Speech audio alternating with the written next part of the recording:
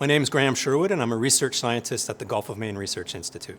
Well, I do a lot of different things. I conduct research on groundfish species in the Gulf of Maine. That includes things like cod and haddock and monkfish, more recently herring. And we try to understand basically the biology of these species and how that knowledge can be transferred into sound management plans. When I first started out in this business, almost 30 years ago, we would go and set nets and we would pull fish onto the boat and we would count and measure them that way. And we've been doing that for a number of years still. We go out with fishermen, we collaborate a lot with fishermen on their vessels to collect data. But we also do other, what we call fishery independent types of surveys. And one of those that I've been doing for at least the last 10 years is fisheries acoustics. And basically that's using sound to image the water column so that we can count fish and understand their distribution and abundance. So we're now embarking on a whole new technique known as environmental DNA. And this is a method that's been around for a little while now, and it's been mostly applied in smaller systems such as ponds and lakes and rivers, sort of more tractable systems where you can imagine that the DNA would concentrate.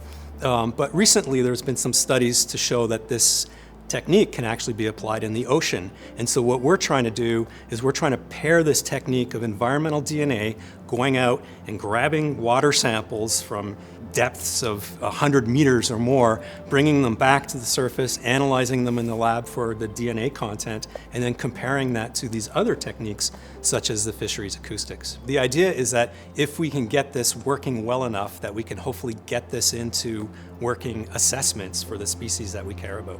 There's a lot of interpretation that goes into analyzing some of these echograms, and when you see these schools of fish, it's basically just sound, and based on experience we say, well, that's herring, or that's cod, or that's shrimp. But the problem is we don't actually have footage of that. We don't have visual representation.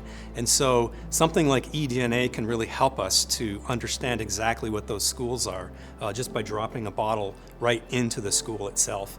We go back and analyze the DNA. It will never replace some of the other common techniques, but it will certainly allow us to address some of these questions of rarer species living in habitats that aren't necessarily easy to sample.